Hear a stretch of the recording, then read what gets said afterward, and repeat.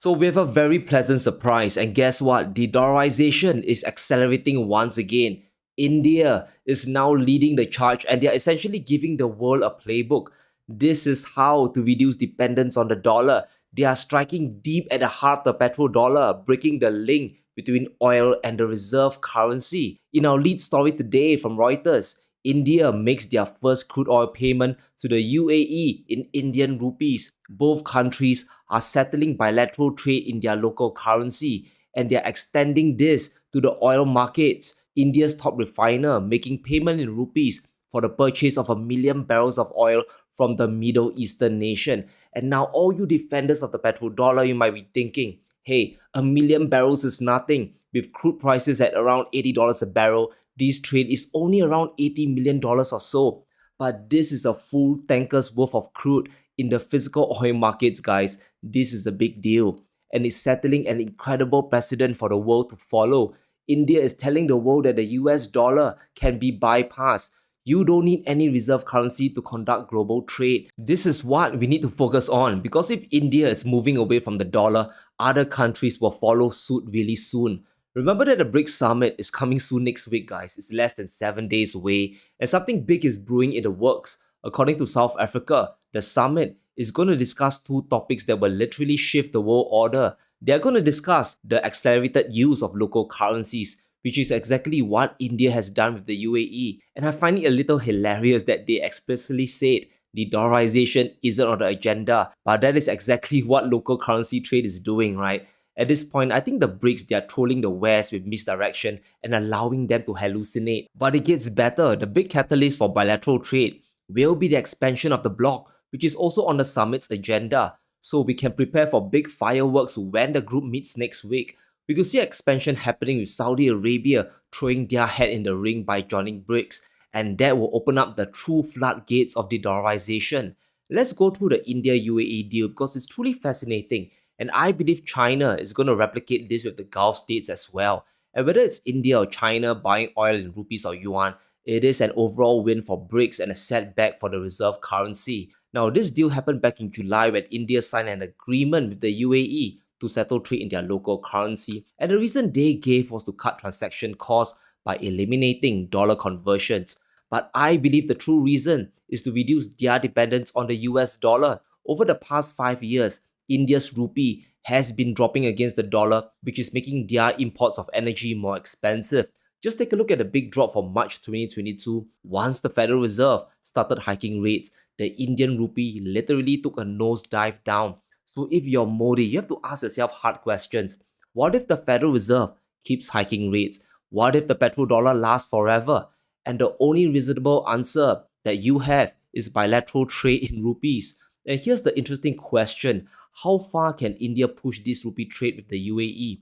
In order to make this determination, we just need to look at their bilateral trade balances. India has a trade deficit with the UAE, and this means India imports more stuff than they export out. So this acts as a cap to how much bilateral trade they can do outside of the dollar, but it is still an enormous amount. In 2022, India exported $28 billion worth of goods while importing $45 billion worth from the UAE, and this means the Gulf state can effectively switch up to $28 billion worth of trade from dollars to rupees. And that is the amount of goods they can buy from India without holding on to excess rupees, right? So there's not much currency risk here. As they import more stuff from India, more trade can be done outside of the dollar. And trade between India and the UAE is only going to grow from strength to strength. And what does this mean for both India and the UAE? They can now effectively hold fewer dollars in their reserves. And when you hold fewer dollars, there's now less incentive for you to buy more US Treasury bonds, because now you don't even need the reserve currency for trade. Really funny how switching away from dollars in bilateral trade in commodities can have such a big ripple effect. We have said it many times on this channel until my face have turned blue. You can't challenge America in the financial or the debt markets. The only way to win is through bilateral trade, and that means pricing commodities and goods outside of the dollar.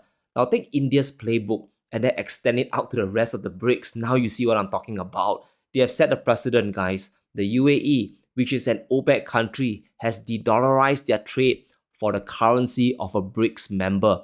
They have said no to the US dollar, And it's just a matter of time before the rest of the Gulf states truly wake up. Sooner or later, they will realize the need to diversify away. Maybe you can't really escape America's military hegemony, but you can definitely move away from the dollar system. And I keep coming back to this chart because it tells us the future of the world. The BRICS has long surpassed the G7 in GDP contribution, and this isn't just some fairy tale with zero effects. This is telling us where future growth will be. And when you have one part of the world growing faster than the other, that means more consumption will happen over there. There'll be more trade demand in the bloc compared to the West. And this is what we need to talk about: demand power. We already know that the BRICS nations have a ton of commodities: Russia, India, and Brazil. They have everything from oil and gas to wheat and rice. And that is just the supply side. But demand power is just as important. And that's why the West, they had the initial confidence to issue oil price caps and sanctions against Russia, because collectively, they still have a lot of demand power. But the winds are now shifting. As BRICS gets bigger and grows their economies, their demand power rises. And this means they have more bargaining power to drive trade outside of the dollar. Back in 2021, the top 10 largest oil consumers were mainly in the global south, not the galactic north. If we combine China, India, Russia, Saudi Arabia, and Brazil, we have 30% of global consumption between them. And as they grow bigger, their share of consumption will increase, and this increases their demand power. This is the big deal because BRICS can now head to the bargaining table with their fancy suits. They can flex their muscles and say, we would like to buy oil outside of dollars. We will use our own currencies now. And when that moment happens, boom, the oil producing countries will start trading in yuan. They'll start trading in rupees, completely bypassing the dollar. Plus, it totally makes sense for them. If you hold rupees, you can buy vital commodities like rice and wheat from India. We are in a food crisis, guys, and you can forgo everything like Netflix and Hollywood movies, but you still need to eat. And on the other hand, if you hold the Chinese yuan, you can buy almost every finished good on earth. They are the world's factory, so you can access machinery, computers, and vehicles using the Chinese yuan.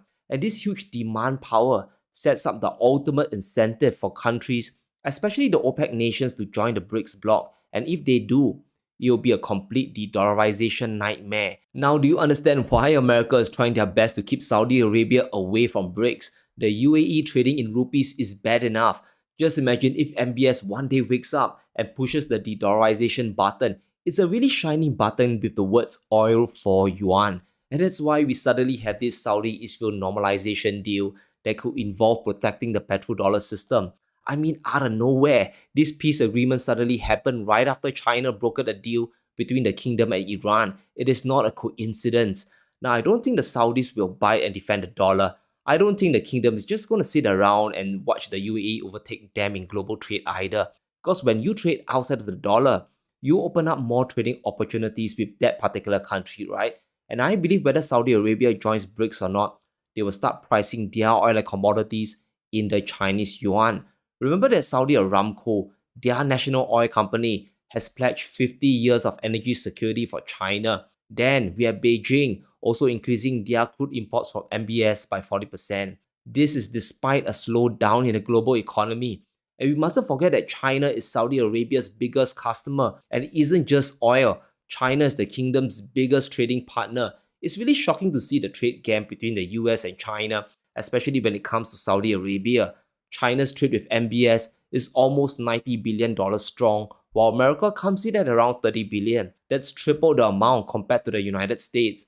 So they have true bargaining power when it comes to de-dollarization. And I think the next step for the Saudis is to start pricing their oil exports in yuan, and this could happen very, very soon.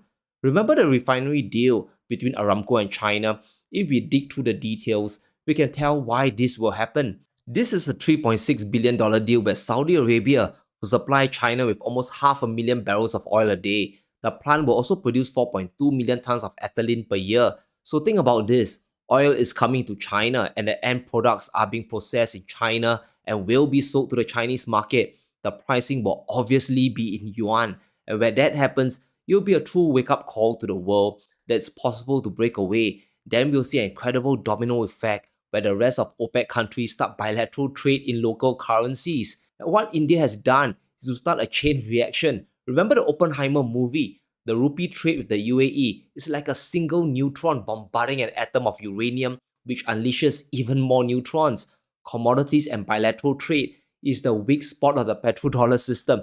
Remember what Gandalf said about the One Ring: you cannot destroy it using any mortal weapon. You must cast it into the fires of Mount Doom. Where it was made, it will be unmade. The petrodollar became the reserve currency because of the deal made in the 70s.